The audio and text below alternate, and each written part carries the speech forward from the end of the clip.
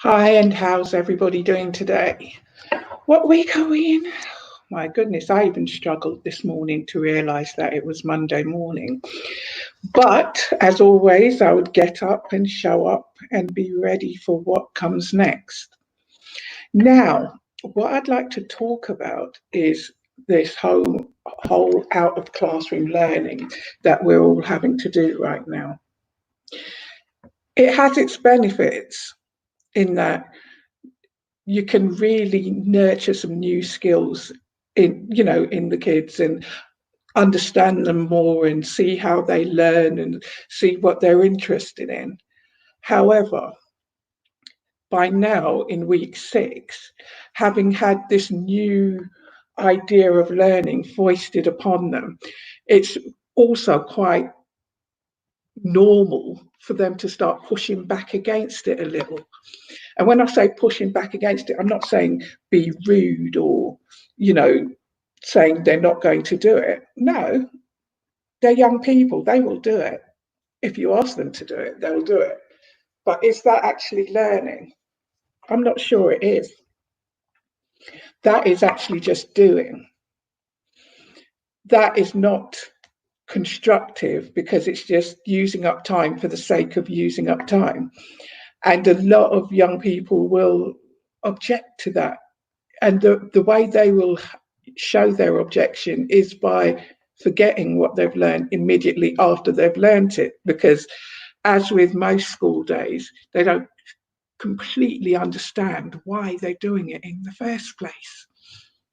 It's interesting, isn't it? They don't understand any more than the average human why they were told for many years that they had to go to school to learn, and now they're being told they have to stay at home and learn. The two must be equal in some way because they're able to do it. They're able to do it in their own time. They're able to spend as much or as little time as necessary to get it done because, as we know, people learn in different ways. But it's the retention and the actual engagement to the learning that I'm talking about. If I just have to make sure that I show that I've done something, I've got ways of showing that I've done it. And a lot of the ways that online learning has been presented to these kids is to just show that you've done it. Because when you to click a button, it clicks a button somewhere else. That isn't really effective learning. What could we do about it? We could make the whole idea a lot more happy, a lot more of a learning atmosphere just by getting involved, taking that time out of the day and saying, asking a few questions. I'll put a few key, discussion talk stems up on my group, The Art and Soul of Teaching and Learning on Facebook. If you go there and you join, you can see some ideas. But some of the ideas are saying, so I was thinking about that work you did yesterday. Just think for a minute. Somebody says, I was thinking about something you did yesterday. How fabulous is that? That is somebody who noticed what you were doing yesterday and thought enough about it to come back to you and ask about it again. So it must be interesting. There must be something about it. They clearly care. Or, that story you wrote? Well, I was looking at the page before the last page, and it said, and then come up with something that the story said. What did you mean by that? Do you think that's actually the case? What are you showing? You're showing that you actually care what they think. Now, think if you're just doing something, blindly just doing it, if nobody asks you about it, how do you feel about it? You're just like doing it and you think nobody's going to check it afterwards. And so who cares? You might be a person who works at your highest standard, you might not. But if you are, you're still going to want it to be at your highest level. If you're not and no one's checking, you just want to get it done. Now, which one would you want for your kid? Wouldn't you want your kids to have that high standard and think that someone's checking all along, to make you feel proud, to have that pride in their work? How fabulous would that be? That would be huge. Just think if all the world started thinking that way. But if you want to create that happy learning atmosphere, you need to show them that you actually care about the happy learning atmosphere. You need to show them that you're ready to enter into discussions about it. And even if you don't start the talk, they can start the talk.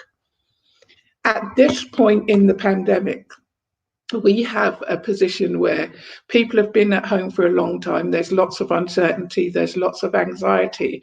Even in the happiest family, there's a certain level of unhappiness. But that doesn't have to be that way every day and all day. If we create a happy, curious learning atmosphere, that can help ease some of the burden. Now, I'm going to be in an online summit on the 11th to the 15th of May.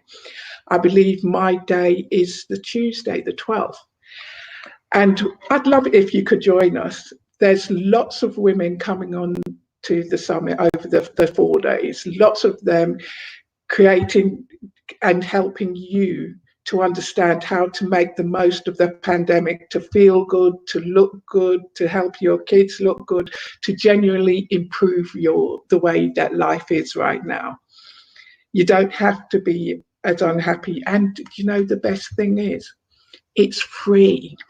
So if you head on to www.karenrobertscoaching.com, that's karenrobertscoaching.com, you'll be able to get your free ticket there now and see all the things that are on offer. There's so much goodness there.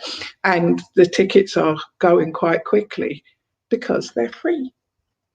So I'm going to be on the summit giving you some more home education hints on how to keep those kids happy, stop all the of teenagers and get them actually ready for the world and ready to ask questions and interested in what happens next.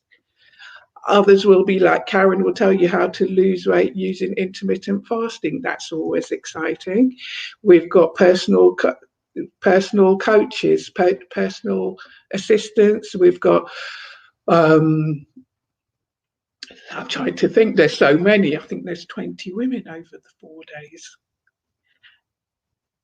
I'd get over there, have a look.